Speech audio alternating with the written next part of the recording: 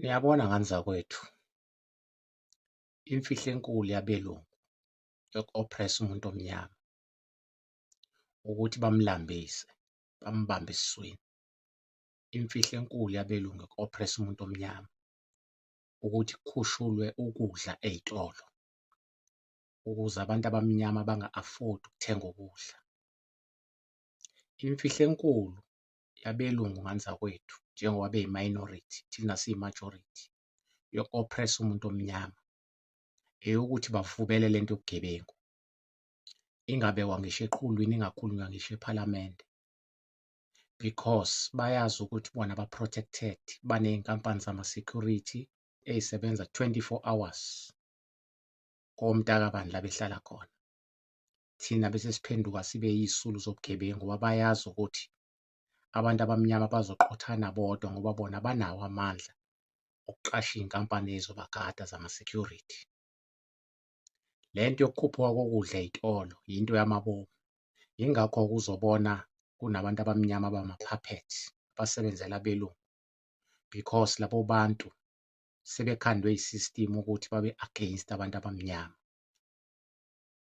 Abelungu benza sure ngani zakwethu ukuthi umuntu omnyama aka-survive. Kumele nje thina sihlezi sibheklisha lapha phansi emazingeni aphansi, khona bezochachaza kahle emakhanda ethu, siba-praise-e, sibabize ngonkulunkulu. Yingakho eSouth Africa ungeke ulibone uguquko, because abantu esibakhethayo bancamela ukuthi bangafika phezulu basishade nesayidi elinemali, kudayiswe ngathi sonke eSouth Africa. Abelungu bazi kahle kamhlophe ukuthi once baphunyukwa yi-power, abantu abamnyama bahlangana, kuphelile ngabelungu.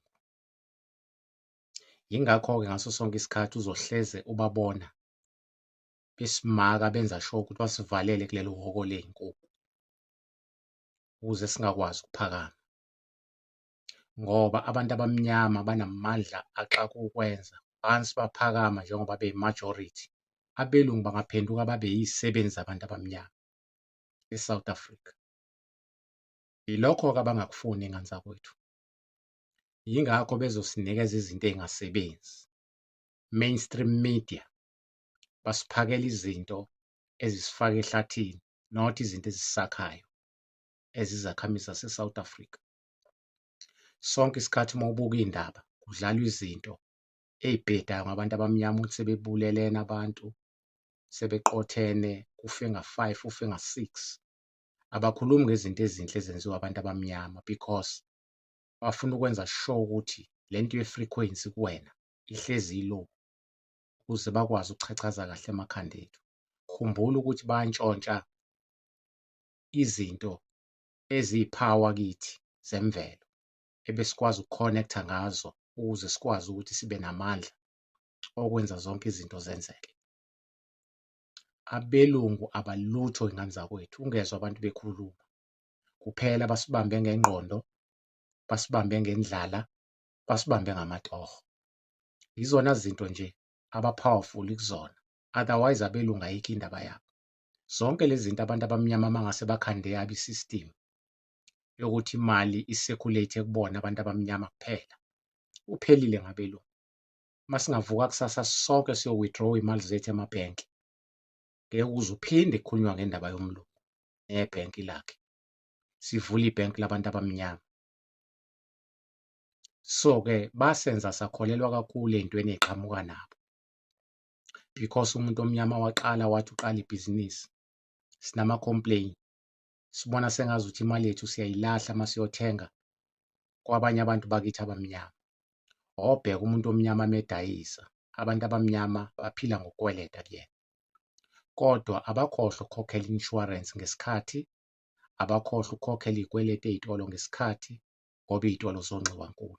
Kodwa wena uma unespaza kufanele uze ulandelele ufune imali yakho kubantu because bazi ukuthi bayakuphakamisa. So leyo nto-ke ikhandwe eside isikhathi i-system e-South Africa ukuthi umuntu omnyama azibukele phansi. Yilezo zinto-ke iy'ngane zakwethu esibanjwe ngazo. Ungabona o-petrol bekhuphuka behla, benza zonke lezi zinto, gqilaza umuntu omnyama, izinto zamabomu. uma kusekhona i-America kuyiyona eqhoqhobela iy'ntambo la eSouth Africa ngoba siyazi ukuthi iSouth Africa ayiphethwe ilabantu esibabonayo, iphethwe i-America.